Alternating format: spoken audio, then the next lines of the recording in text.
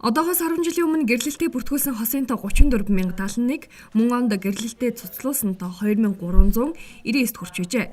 Харин 2017 онд гэрлэлтэд бүртгүүлсэн хосын тоо 20,470 болж буурсан бол гэрлэлтэд цуцлуулсан гэр бүлийн тоо 3945-д хүрч 40%-аар нэмэгдсэн байна.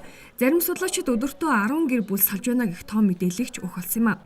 Гэр бүл төлөвлөлтгүй, тогтворгүй гэр бүлийн сөрөг нөлөөлөл нь хүүхдэд тусдаг нь хамгийн харамсалтай юм а. Салсан гэр бүл бүхний цаана хүүхэд өнчирч хүүхдийн эрх зөрчигдөж, хүмүүжил төлөвшөлт нь сөргөөр нөлөөлж байна. Мөн гэр бүл салсан тохиолдолд хүүхдэд олгогдох тэтгэмж бүрэн олгогддгүйгээс өрх толгойлсон эмэгтэйчүүдийн нуруунд дээрх ачаа тэр хэмжээгээр өснө нэмэгдэж байгаамаа. Хүүхдийн тэтгэмж олгохоор тогтоогдсон маргааны 30 гаруй хувь нь л тэтгэмжээ төлдөг гэд үзвэл дийлэнх нь олох 70% нь хүүхдийнхээ өмнө ямар ч хариуцлага хүлээдэггүй гэсэн үг юм а. Гэр бүлийн гишүүдийн хариуцлагагүй үйлдэлээс хүүхэд хохирч хүүхдийн хөдөлмөр эрхлэлт нэмэгдэх зэрэг сөрөг үр дагаврууд бий болсараа гэр бүлийн асуудалд төрийн бодлого өгүүлэгдэж байгааг харуулж байна. За гэр бүлийн гишүүдийн дунд гарч байгаа хамгийн их зөрчил маргааны бас нэг үн цэцүүд өрхийн ордог хэрэгцээгүй ядуурл их байгаа. Өрхийн аль нэг гишүү нь одоо гэр бүлээсээ салангат газар очиж удаан хугацаагаар амьдрах, ажиллах зайлшгүй шаардлага гардаг. Бид мэдээ энэ өнөөдрийн нийгмийн харилцаанд гарч байгаа энэ үзэгдлүүд бас гэр бүл дотор эргээд сөрөг үр дагавар авчирч байгаа юм зүйлүүд байгаа. Тэгэхээр энэ ядуурлын талаар одоо төрөөс явж байгаа бүх бодлогууд архитектурын структуртай тэмцэж байгаа бүх бодлогууд тухайн одоо гэр бүлээ онж хүрсэн гэр бүл дотор ийм нөхцөл байдлыг бий болгохгүй байхад чиглэгдсэн юм бол цогц бодлогын үр дүндэл одоо хэрэгжинэ. Тийм учраас нэг хууль гаргаад өнөөдрийн гэр бүлийн нөхцөл байдлыг бол сайжруулчихгүй. Гэр бүлийн тухай хуулийг бид нар ингээ хилцүүлээ. За энэ залтууд нь орох хэрэгтэй хэмээл дагаж одоо олон хуулинд өөрчлөлт орно. Иргэний хуулинд орно, эрүүгийнх, зөрчлийнх гэж бүгд одоо энийгээ дагаад өөрчлөгдөн. Тийм учраас тэр дагалт хуулиуд дээр бол өөрчлөхөд асуудал. Хамгийн гол нь энэ үндсэн одоо нийгмийн гол цөм болсон харилцааны одоо суур хуулиал зүг гарахт. Өөрөөр хэл гэр бүлийн хуулиуд дотор үндсэн хууль нь гэсэн үг байхгүй юу? Гэр бүлийн тухай хууль 1999 онд бол батлагдсан. 14 онд 16 онд 2 удаа өөрчлөх гээд хуулийн төсөл яригдаж явж байгаад өнөөдөр бол ингээд үндсэндээ 99 оноос өнөөдрийн цаг үеийг харахад яг л нэг хуулийн хүрээнд энэ харилцаа зохицуулагдаад явж байгаа.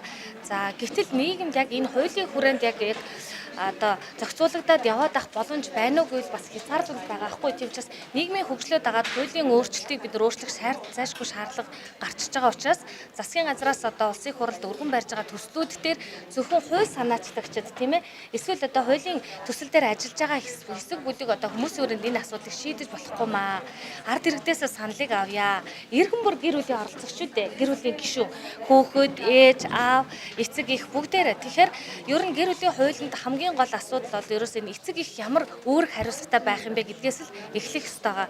Миний ер нь одоо ажиллаж байгаа хүүхэд хамгааллын хүүхдийн эрхийн чиглэлээр би олон хэрэгүүд дээр ажиллаж байна. Хүүхэд яагаад гэмт хэрэгт өртөд байгаа юм бэ? Миний судлаачийн хувьд буюу онц практикийн үр дүнгээс харахад ер нь одоо бодоод байх нь эцэг их байх үүргээ бид нар ухамсарласнаас олж хүүхдийн хүмүүжилд их сөргөөр нөлөөлдөг юм байна. Тэр нь өөрөө гэмт хэрэгт татан оролцох, гэмт хэрэгт өртөх нөхцөлийг боломжийг хангаж байна. Тэгвэл тэр эцэг ямар үүрэгтэй байхыг, их ямар үүрэгтэй байхыг гэдэг эргэцэн үндслийг л их тодорхой болгомоор байгаа юм. Одоо мөрдөгдөж байгаа гэр бүлийн тухай хууль нь 1999 онд батлагдсан бөгөөд нийгмийн өнөөгийн хэрэгцээ шаардлагад нийцэхгүй гэр бүл тулгарсан олон асуудлыг хуулийн хүрээнд шийдвэрлэж чадахгүй байгаа нь Монгол Улсын шүүхээс 2018 онд шийдвэрлсэн хэрэгүүдийн тоо мэдээлэлээс харагдаж байгаамаа.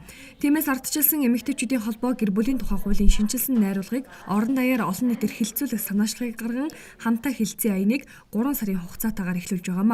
Аяны хүрээнд засгийн газраас улсын хурлд өргөн мэдүүлэхээр боловсруулсан гэр бүлийн тухай хуулийн төслийг олон нийтэд танилцуулан хилцүүлэх юм. Хилцүүлгээс гарсан саналуудыг нэгтгэж 2019 оны 6 дугаар сарын 1-ний их хурлын баяраар хууль санаачлах эрх бүхий Монгол улсын ерөнхийлөгч улсын хурлын нэмэгтэй гишүүд засгийн газарт хүргүүлэх юм а.